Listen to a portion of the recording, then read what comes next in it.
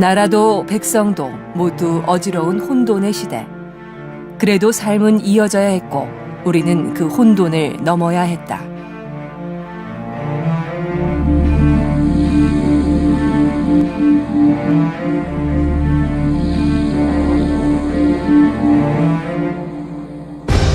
(1907년 4월) 상동교회 지하실. 해금 일사 이준에게 고종의 신임장이 전달된다. 성공하셨군요. 신임장을 건넨 이는 전덕기.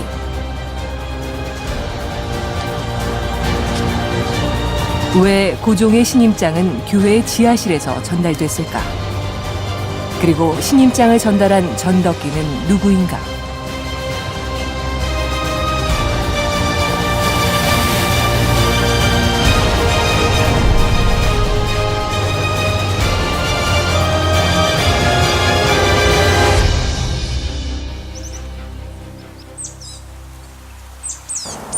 열렬한 신앙가요 동시에 애국자, 한국 민족운동 사상 특기한 인물, 민족운동의 선구자, 이외에도 상동파의 구심점, 신민회의 리더. 전덕기란 인물을 이야기할 때 빠지지 않는 표현들입니다. 하지만 이런 평가에 비해서 전덕기란 인물은 우리에게 잘 알려져 있지 않습니다. 이곳은 국립서울현충원 무후선열 묘역입니다. 독립운동을 하다가 순국했지만 유해도 찾지 못하고 보살필 후손도 없는 순국선열을 모신 곳입니다. 이곳에 전덕기의 위패가 있습니다. 그는 왜 무덤도 없이 이곳에 위패로만 남아있는 걸까요? 일제강점기 민족운동의 중심에 섰던 전덕기 목사. 짧았지만 의미 있었던 그의 생애에 관한 이야기입니다.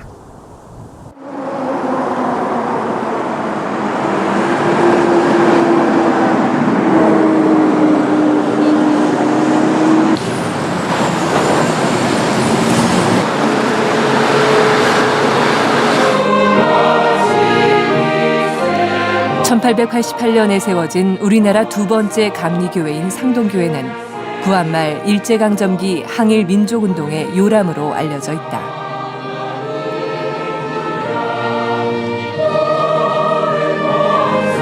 을사늑약 반대투쟁, 해금 일사 파견 등이 이곳에서 비롯됐고 수많은 애국지사들이 상동교회를 무대로 활동했다. 전덕기는 이 교회의 목사였다.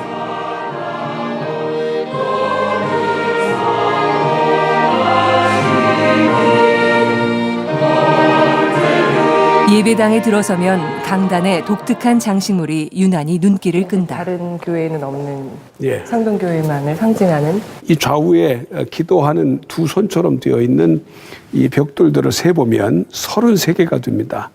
왜 33개냐? 기미독립선언서에 서명한 33인을 기념하고 있습니다. 그만큼 이 교회는 독립운동에 대한 의식이 강한 교회였습니다. 특별히 그 위에 있는 4개의 돌은 33인 가운데 우리 상동계 출신 4명을 기념하고 있습니다.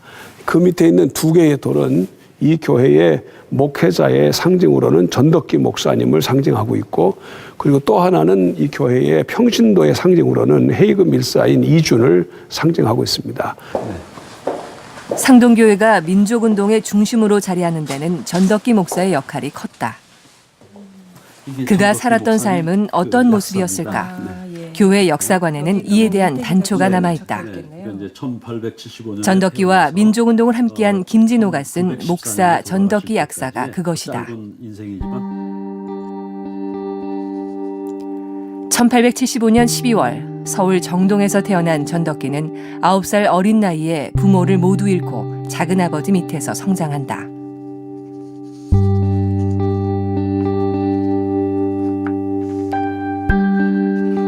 남대문에서 숯장사를 하던 작은아버지를 돕던 가난한 소년은 17살쯤 인생의 전환점을 맞게 된다. 의료 선교 사업을 펼치던 스크랜턴 목사의 집에 고용인으로 들어가게 된 것이다.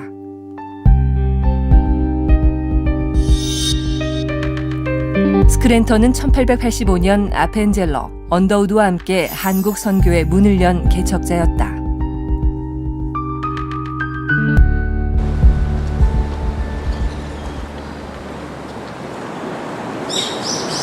아펜젤러가 정동을 중심으로 양반 등 엘리트 계층을 대상으로 선교 활동을 한 데 비해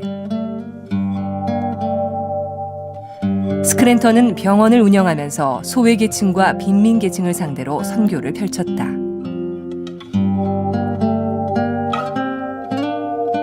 그래서 처음에는 정동에 병원을 세우고 선교 활동을 했지만 곧 남대문으로 옮겼다. 민중 속으로 다가가기 위해서였다.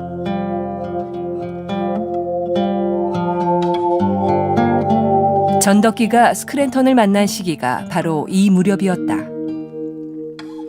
스크랜턴을 도와 교회를 세우고 병원 일을 함께하던 전덕기는 스크랜턴 가족의 선교 활동과 가르침에 감화돼 21살이 되던 해에 세례를 받고 감리교인이 된다. 미국에서 화려하고 명예와 권력 그런 모든 부분에서 즐길 수 있는 그런 분이 낮은 곳으로 내려온다. 그리고 우리랑 똑같이 그리고 모든 행동에서 하인인 자기 자신을 똑같이 가족으로 취급해주고 그리고 전혀 이 상하관계로 자기를 보지 않는 거기에서 이제 전덕기 선생님 굉장히 마음에 충격과 도전을 받게 되죠. 그랬을 때 저들의 종교가 뭔가 이 부분에 이제 관심을 갖게 됩니다. 전덕기는 남대문 시장에 나가 전도를 하고 민중 속으로 들어가 빈민 구제 활동을 하며 교회의 속장, 권사, 전도사로 빠르게 성장해 간다. 또한 전덕기는 민중을 찾아 거리로 나가 설교하는 목회자였다. 그 자신이 민중 출신이었고 민중 목회를 그의 사명으로 여겼기 때문이다. 그 결과 상동교회는 가난하고 소외당한 사람들이 의지하는 교회가 됐다.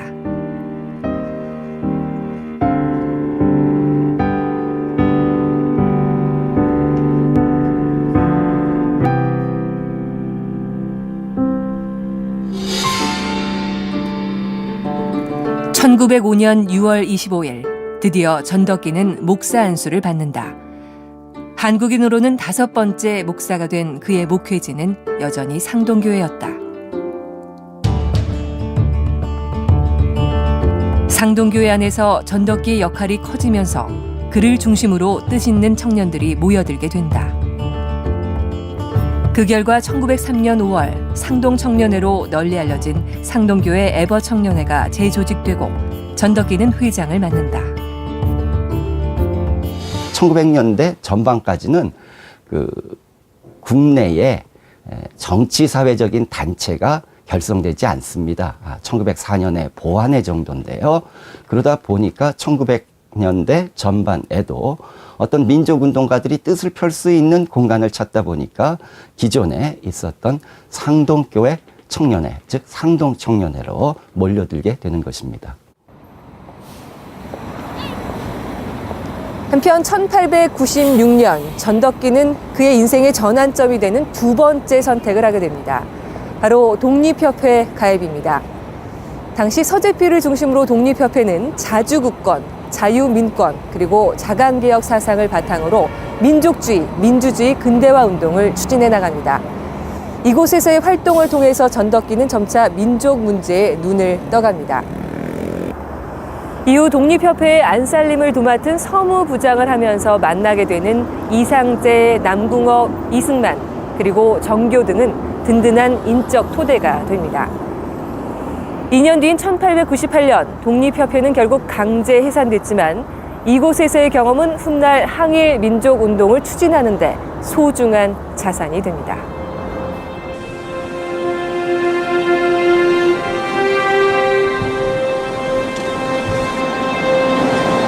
1905년 11월 17일 중명전에서 을사늑약이 체결된다.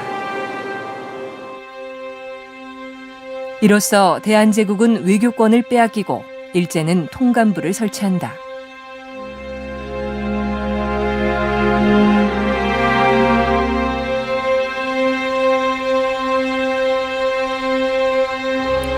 황성신문에 장지연의 시일야 방성대국이 실리자 전국은 울음바다로 변했다.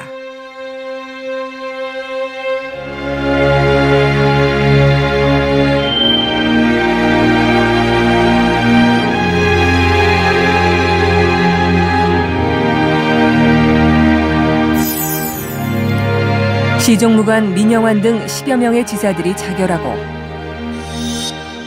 최익현, 유인석 등이 의병을 일으켜 항거했다. 그러나 시대의 흐름을 바꿀 만한 힘이 없었다.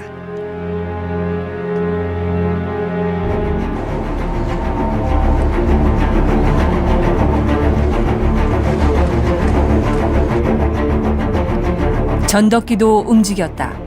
그는 전국 애벗 청년회 전국연합회를 소집했다. 전국에서 연합회 간부들과 우국지사들이 상동교회로 모여들었다.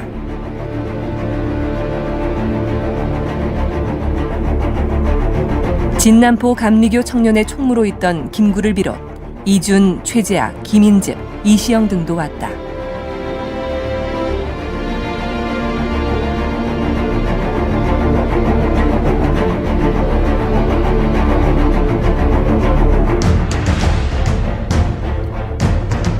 이때 난 진남포 애벗 청년의 총무로서 대표의 임무를 띠고 경성대회에 참석하게 되었다. 대회는 상동교회에서 열렸는데 표면은 교회 사업을 의논한다 하나 속살은 순전한 애국운동 회의였다. 그때 상동에 모인 인물은 전덕기, 정순만, 이준, 이동영, 최대학 그리고 나 김구였다. 회의 참석자들은 을사늑약 반대 투쟁을 결의했다. 그 방법은 집단 상소, 가두 연설 및 을사오적 척살 등이었다.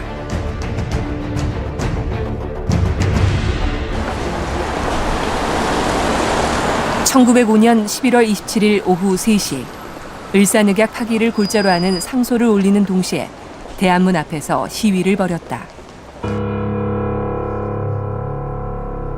뜻이 받아들여지지 않을 경우 자신들의 목을 도끼로 치겠다는 결의까지 했는데 이는 당시 상황이 얼마나 절박했는지 잘 대변해준다. 일본 경찰이 진압하려 하자 이들은 대한독립 만세를 외치며 저항했고 시위에 참여한 사람들은 체포돼 경무청으로 압송됐다.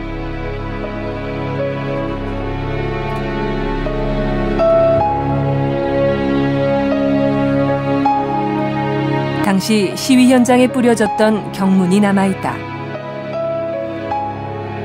일본 경찰이 회수해 하야시 공사에게 보고한 경문에는 을사늑약의 부당성과 전 세계에 우리의 억울함을 알려 늑약을 폐기하자는 내용이 담겨있다.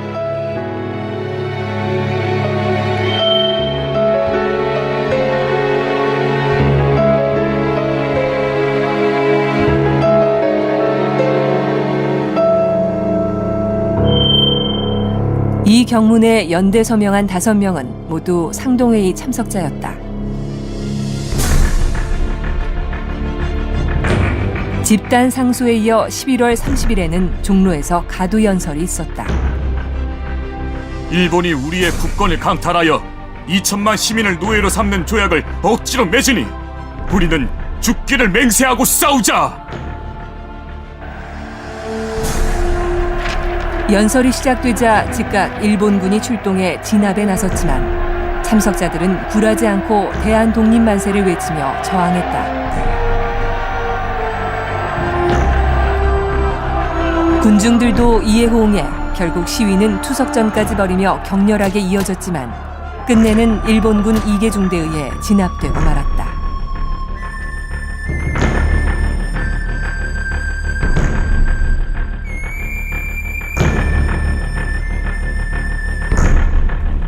결국 상소운동과 가두 집회는 실패로 끝났지만 이 사건을 계기로 상동교회는 민족운동의 중심으로 떠오르기 시작한다.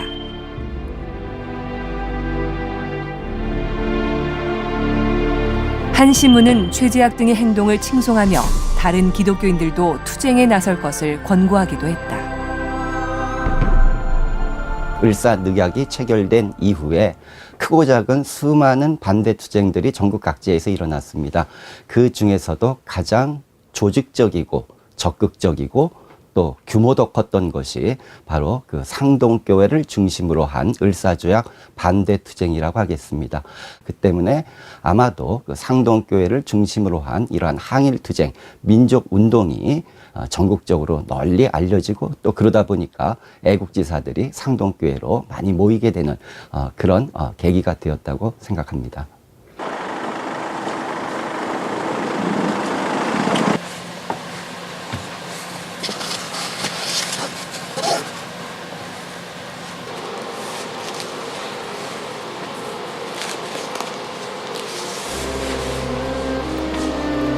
집단 상소와 가두연설 실패 이후에도 상동교회에서는 매일 구국 기도회가 열렸다.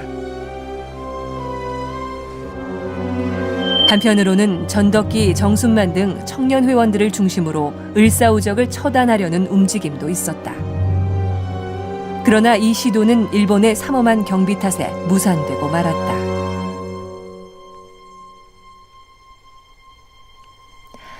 일제를 긴장시킨 을사늑약 반대 투쟁이 전덕기와 상동 청년회를 중심으로 시작됐다는 사실을 알게 된 통감부는 당시 감리사를 맡고 있던 스크랜턴에게 경고를 보낸다.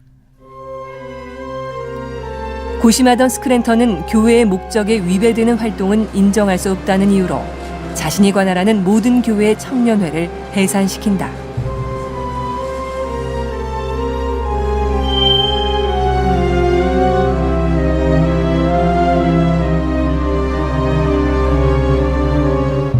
정국이 바뀌면서 이제는 일본과 협력하는 것이 한국에서의 선교에 유리하다고 판단되면은 우리 그 한민족의 입장에선 분명히 서운하고 아쉬운 부분이지만 그분들의 입장에서는 일차적으로 어느 쪽이 선교 활동에 유리한가 하다 보니까 저희가 봤을 때는 그 상황에서 분명히 친일적인 성향을 보이시는 거죠.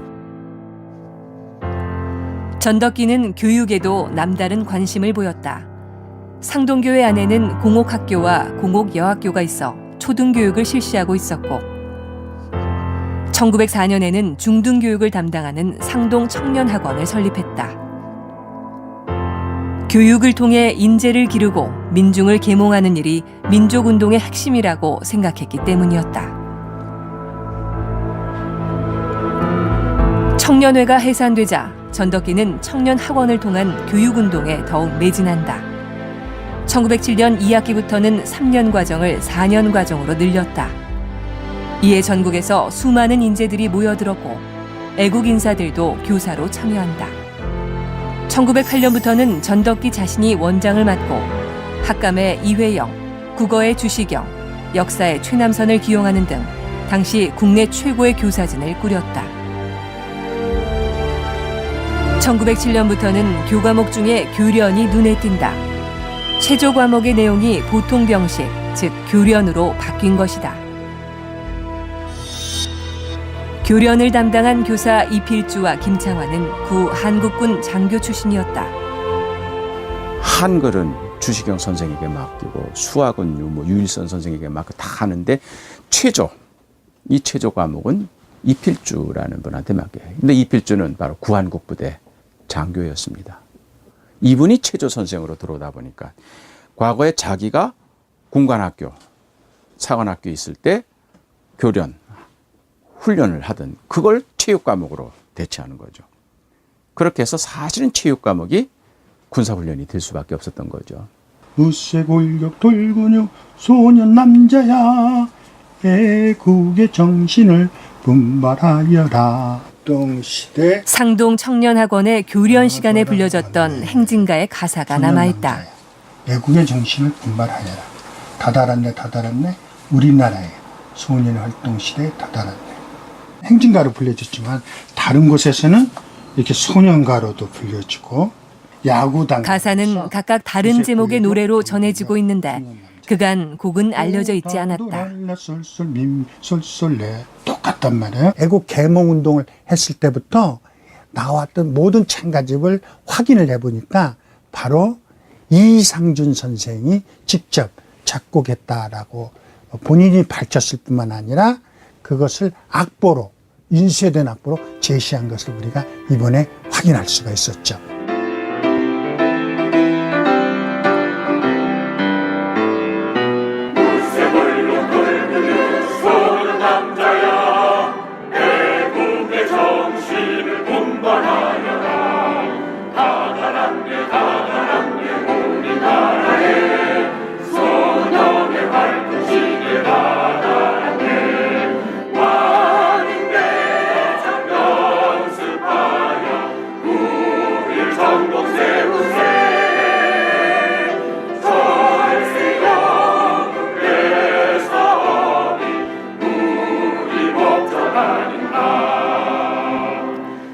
교련은 무장투쟁을 염두에 둔 것으로 1학년부터 4학년까지의 공통 과목이었다.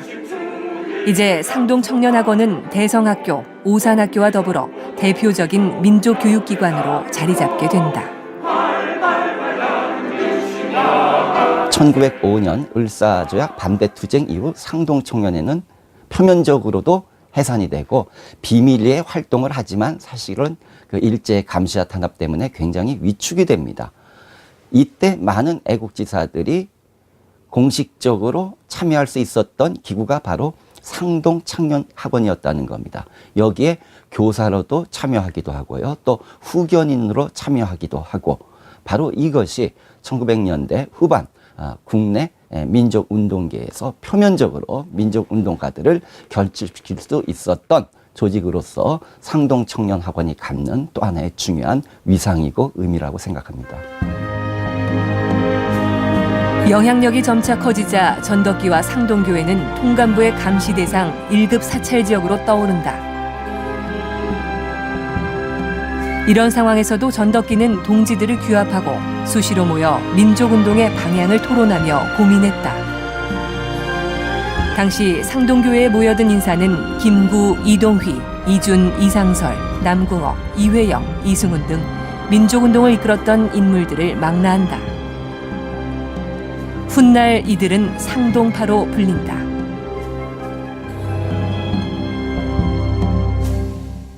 남대문에서 수출 팔던 소년이 감리교회 목사가 되고 민족운동의 중심이 될 수 있었던 건 무엇 때문이었을까요? 그것은 만남과 소통이 있었기 때문일 겁니다. 스크랜튼과의 만남을 통해서 평등과 박애라는 기독교적 가치에 눈을 뜨게 됐고, 독립협회에서의 활동은 나라와 민족의 의미, 그리고 암울한 현실에 대해 고민하는 계기가 됐습니다. 민중 속으로 파고들어 목회 활동을 하면서도 양반 계층과의 소통을 게을리하지 않았던 전덕기 목사. 이런 소통을 위한 노력이 그가 모두를 아울러 민족운동을 펼칠 수 있었던 바탕이 되었던 겁니다. 이 중요한 시기마다 많은 사람들이 그의 곁으로 모여들었다는 사실이 이를 반증하고 있습니다.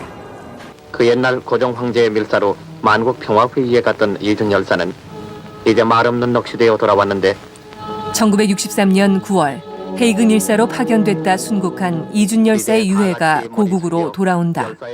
56년 만에 귀환이었다. 열사의 명전에 명복을 비는 바입니다.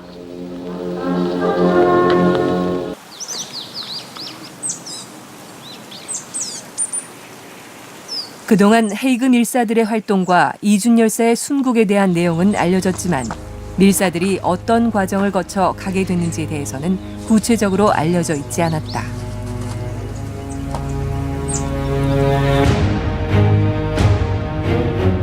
밀사 파견 모임은 상동교회 지하실에서 시작됐다.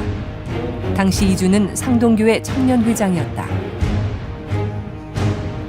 네덜란드 헤이그에서 만국평화회의가 열린다는 소식을 접한 양기탁은 이회영에게 이 사실을 알리고 이회영은 전덕기와 함께 밀사 파견을 모의한다. 1957년 최남선은 전택부와의 대담에서 헤이그 밀사 파견의 내막을 증언한다. 상동교회 지하실에는 전덕기 목사를 중심하여 이회영, 이상설, 이준씨 등 지사들이 수시로 모여와 국사를 모책했는데 진실로 상동교회 지하실은 이준 열사의 해암일사 사건의 온상이라고도 할 수 있습니다.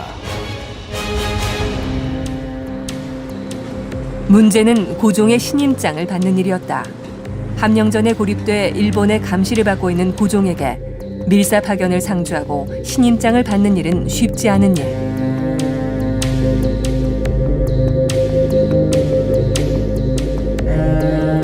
이 어려운 고비에 전덕기가 나섰다.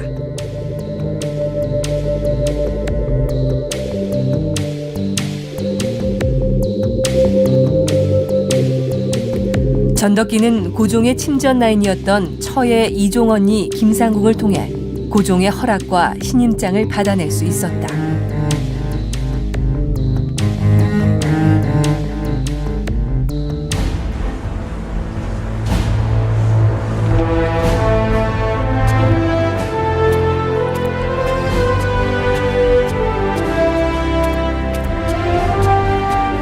김상국을 통해 은밀하게 전해진 고종의 신임장은 상동교회 지하실에서 이준에게 전달된다.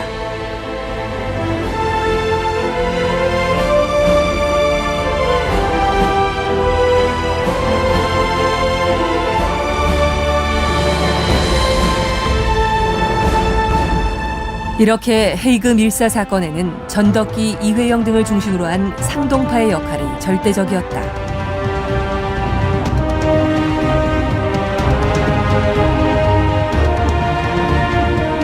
이상설 선생은 가장 강력한 상동파의 협력자 중에 하나고 또 고관 출신으로서 고종의 총애를 받는 그런 큰 인물이었기 때문에 헤이그 특사로 정사로 파송이 되게 되고 이주는 상동 청년학원에 관계되는 인물이었고 상동 청년회의 또 대표 출신이었던 그런 사람이었는데 상동파의 천거에 의해서 이제 헤이그 특사로 이제 또 임명이 되게 됩니다.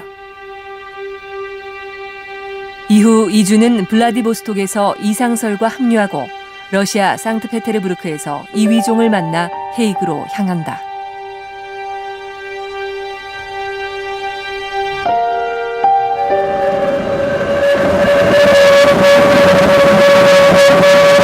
이준 일행이 헤이그에 도착한 것은 1907년 6월 25일.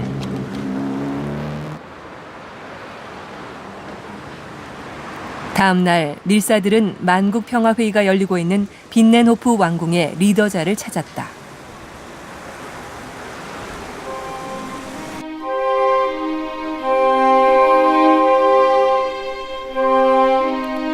만국평화회의는 식민지 쟁탈전으로 인해 급격히 늘어난 군비를 축소하고 평화를 유지하기 위해 마련된 국제회의.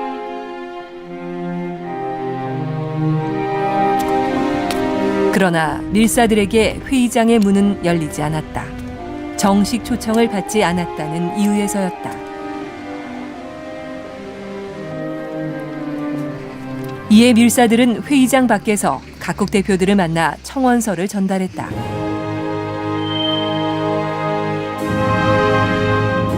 일본의 계략을 고발하고 회의 참석을 요청하는 일종의 호소문이었다.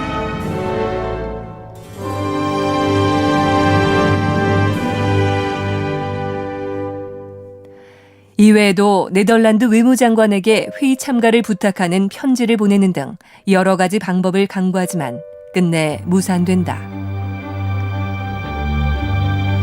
하지만 밀사들은 각고의 노력으로 만국평화회의보에 을사늑약의 부당성을 알리는 인터뷰 기사를 싣는 데 성공한다.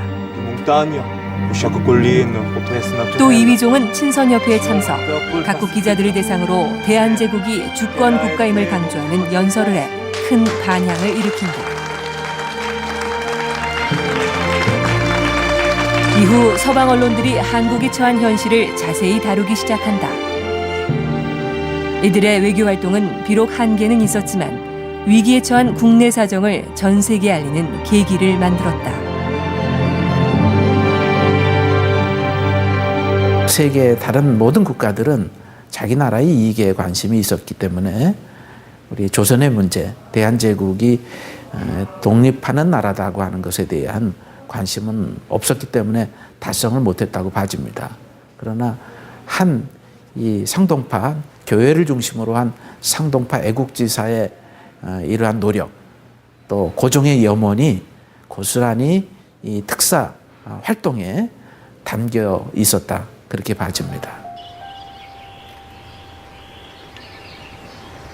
그러나 이준의 갑작스런 순국으로 밀사들의 활동은 중단된다.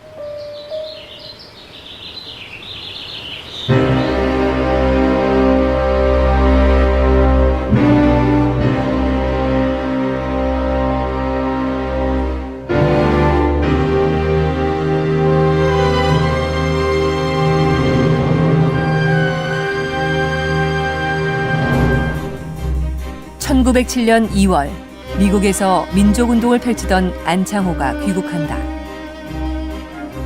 안창호는 귀국 2달 후 신민회를 조직한다. 신민회는 1911년 일제가 조작한 백오인 사건을 통해 드러난 비밀결사 독립운동 단체였다.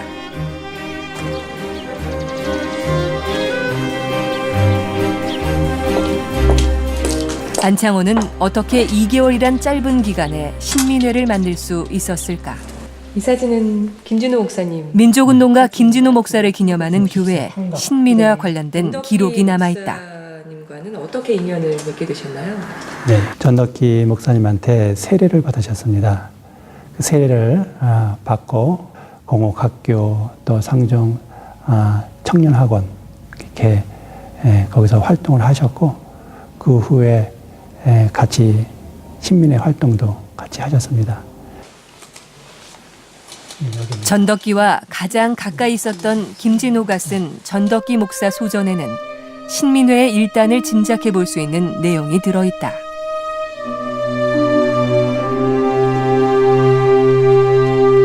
신민회의 창립 준비 장소가 상동교회 지하실이었고 창립 초기 신민회의 인적 구성이 전덕기를 중심으로 한 상동 청년의 간부들로 이루어졌을 개연성이 충분해 보인다. 기욱 후 2개월 만에 이런 비밀 결사를 조직할 수 있었다는 것은 그분이 오므로 인해서 시작했다 이렇게 볼 수는 없고 그 이전에 이미 이제 그 상동 청년회를 중심으로 한 상동파 그룹이 모체가 되었고 전덕기는 신민회 결성에 주도적인 역할을 했다. 창립 당시의 발기인으로 참여했으며 나중에는 재무를 담당해 신민회의 살림을 책임지면서 조직을 키워나가는 데 힘을 쏟았다. 이렇게 전덕기는 독립협회, 상동청년회, 신민회로 이어지는 민족운동의 흐름에서 중요한 연결 지점으로서의 역할을 하고 있었다. 전덕기 목사에게 1907년은 가장 활발하게 민족운동을 펼친 한 해였습니다. 신민회 설립에 나선 것이 그렇고 헤이금 일사 파견도 바로 이 해의 일입니다. 결국 실패로 끝난 헤이금 일사 사건의 파장은 컸습니다. 이를 빌미로 일제는 고종을 강제 퇴위시키고 그 후 8월에는 군대를 해산시킵니다. 이에 반발해서 전국에서 의병운동이 일어났지만 일제는 무력으로 진압하고 이후 노골적으로 탄압에 나섭니다. 상황이 이렇게 전개되자 설립 초기 애국 계몽운동을 펼쳤던 신민회는 이제 무장투쟁을 통한 독립운동으로 방향을 돌리게 됩니다. 이에 따라 많은 애국지사들이 무장 독립기지 건설을 위해서 만주로 연해주로 나가 항일 거점을 구축하기 시작합니다. 이런 움직임은 을사늑약 직후부터 나타나기 시작했다. 일본의 침략이 더욱 노골화되자 민족운동가들은 국내에서의 항일운동의 한계를 느낀다. 상동청년회 출신인 이상설, 이동영, 정순만 등은 1906년 용정촌에 서전서숙 세우고 민족교육을 시작한다. 이상설이 초대 숙장을, 이동영, 정순만은 운영을 맡았다. 용도의 다설이 그야말로 독립운동 기지를 만들기 위해서 용도에 와서 서선서속을 꾸렸어요. 이름은 서선서속이지만 기실은 군사인자를 양성하는 학교를 이제 만들었지요.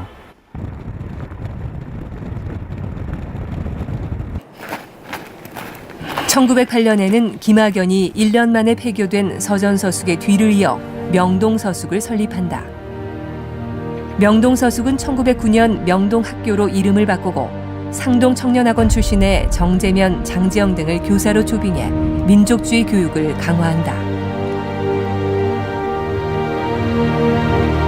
명동학교는 간도 지역의 본격적인 민족교육기관으로 자리해 개교 17년 동안 1000여 명의 졸업생을 배출했다. 명동학교 졸업생들은 이후 북간도와 노령 지역의 무장 독립운동의 기간 요원으로 성장해 간다.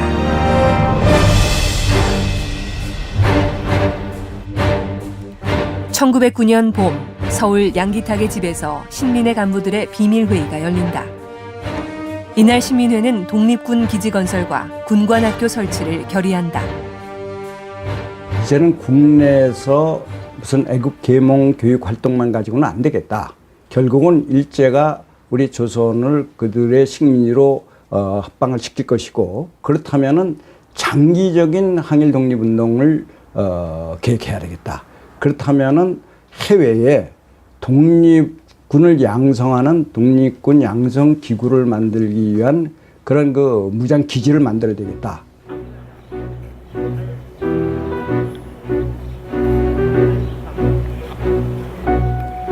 신민회의 결정에 따라 상동 청년회 출신인 이회영과 이시영, 이동영 등은 1911년 1월 삼원포 추가가로 이주한다.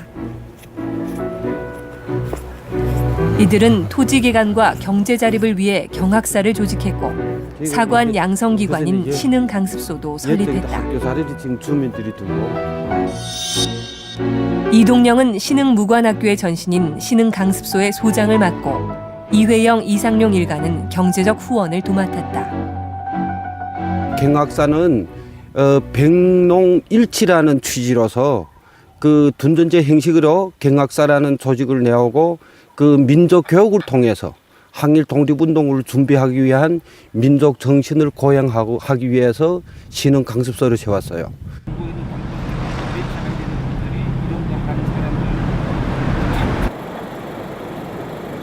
독립군을 양성하기 위한 신흥무관학교의 본격적인 활동은 학교를 통화연 합리화로 옮기면서 시작된다.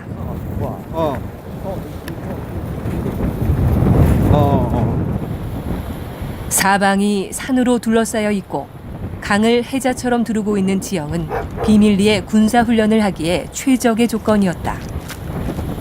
우리 앞에 보니 눈에 들킨 이곳이가 합리한데요. 그 당시에는 이 합리하 강 이름에 따라서 이곳 이름도 합리하라고 불렀습니다. 저 보이는 뒷골 저산 그 풍경에 있는 거기가 고려관자인데 신흥무관학교 그 터가 저 위에 자리 잡았습니다.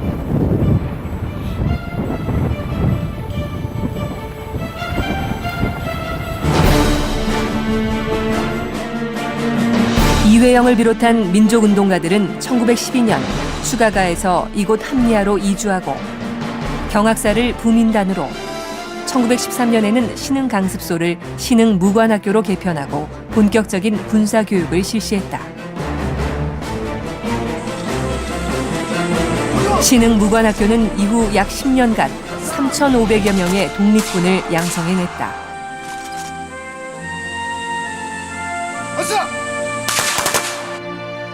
이들의 군사훈련을 담당한 교관들은 모두 구한국군 장교 출신들로 이중 김창환은 상동청년학원 교사였다. 신흥무관학교나 신민회나 1910년대를 대표하는 그 민족 세력의 모체 역할을 성동교회 성동파 또는 이제 성동충년회가 모체가 되었다는 것은 그거는 뭐 틀림없다고 봐요.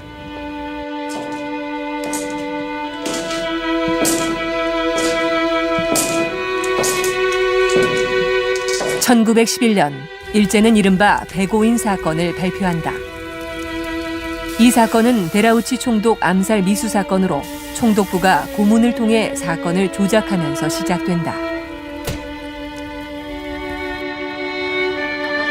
이 사건으로 말미암아 신민회라는 비밀 결사의 실체가 드러났고 국내에 남아있던 신민회원들이 대거 체포됐다. 이 사건에 연루된 사람만 700여 명에 이르고 그중 123명이 기소돼 105명이 유죄 판결을 받는다. 국내에 있는 항일 민족 세력을 한 번에 섬제시키는, 한 번에 제거하는 방법 중에 이 방법이 제일 좋겠다. 그러니까 법적으로는 아주 그 재판제도라고 하는 그런 합법성을 가장을 해가지고 그렇게 해서 이제 국내에 있는 반일 민족 세력을 단숨에 다 제거시키는 방법으로 소위 말하면 이제 백오인 사건을 조작하게 된다. 이 사건의 여파로 국내 민족운동 세력은 큰 타격을 입었고 신민회도 해체 상태에 이르게 되자 또다시 해외 망명이 줄을 이었다. 전덕기는 다행히 이 사건에 연루돼 구속되지는 않았다.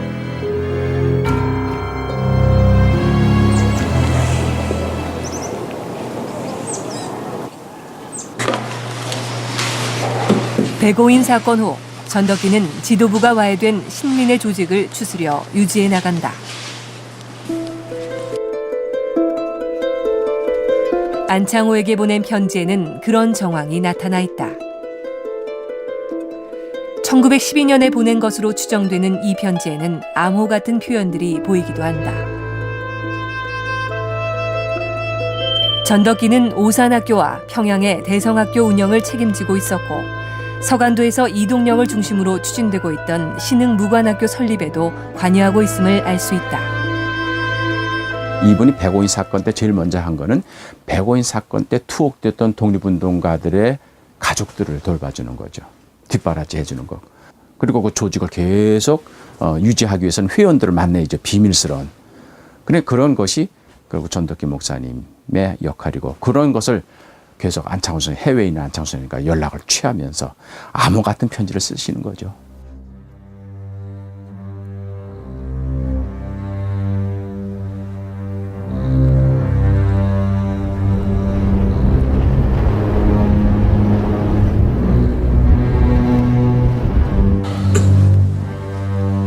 그 무렵 전덕기는 건강이 극도로 악화된다. 폐결핵을 앓고 있었던 그는 늘 과로에 시달리면서도 자신의 건강을 돌보지 못했다. 1913년 말이 되자 병상 목회도 힘들 만큼 그의 몸은 쇠약해져 갔다.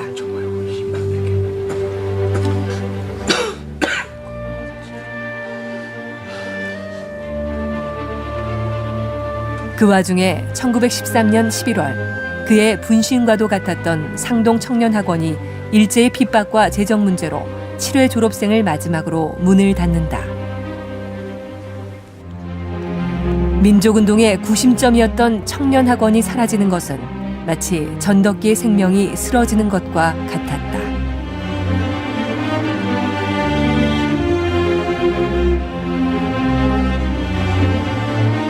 그리고 1914년 3월 23일 전덕기는 39의 젊은 나이로 세상을 떠난다.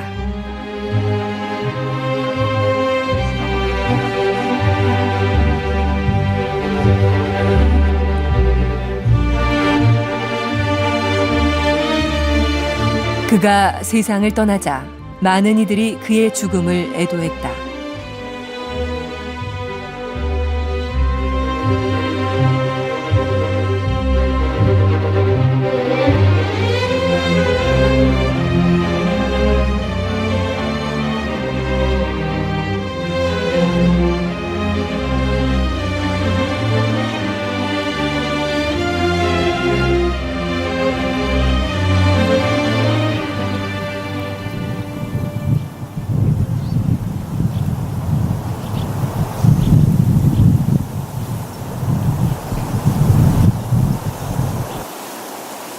전덕기의 묘소는 지금은 서울의 금호동이 된 고양군 두모면 수천리 공동묘지에 있었다. 그러나 1934년 일제가 무덤 일대를 개발한다면서 묘지 이전을 요구해 유족들은 결국 그의 유해를 화장해 한강에 뿌려야 했다.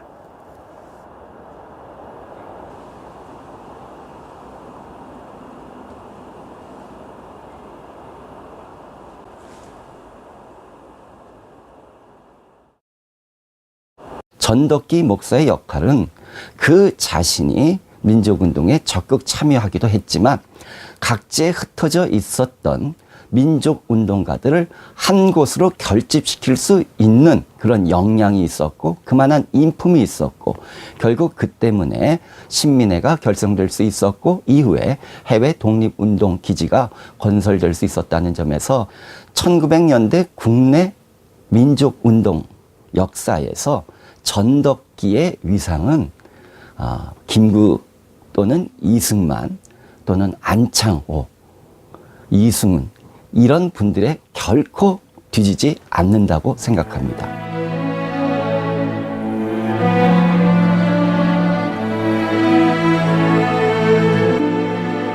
3.1운동 당시 독립선언서를 기초한 최남선은 1957년 전택부와의 대담에서 다음과 같이 말한다. 어떤 인물의 가마가 있었습니까?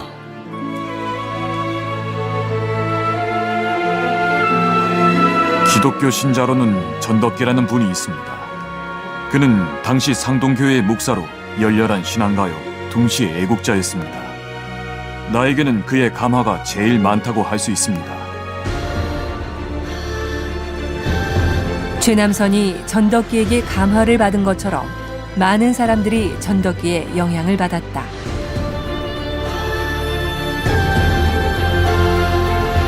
독립선언서에 서명한 민족대표 33인 중 상동교회 출신 인사만 4명. 이들은 모두 전덕기의 분신과도 같은 사람들이다.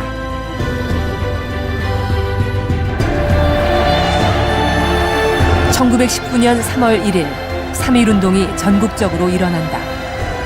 일제강점기 최대 규모의 민족운동인 3.1운동은 나라 안팎에 민족의 독립의지와 저력을 보여준 쾌거로 이후 상해 임시정부 수립으로 이어진다.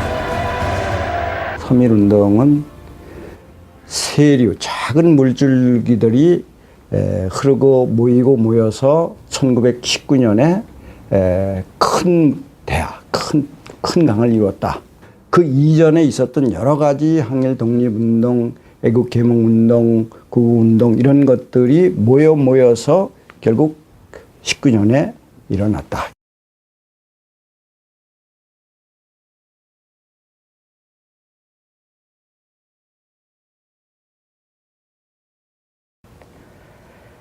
전덕기 목사가 민중 목회와 민족운동을 통해 배출한 많은 인사들은 그 후 전개된 항일 민족운동사에 큰 발자취를 남기게 됩니다. 3.1운동 당시 민족대표 33인 중 이 상동교회 출신 인사가 4명이나 될 정도로 전덕기 목사의 영향은 컸습니다. 3.1운동은 우연히 일어난 것이 아니고 전덕기 목사를 비롯한 수많은 애국지사들의 헌신적인 노력이 있었기에 가능했던 것입니다. 전덕기 목사는 39이라는 짧은 삶을 살다 갔지만 그가 한국 교회사와 민족운동사에 남긴 발자취는 오래도록 기억될 것입니다.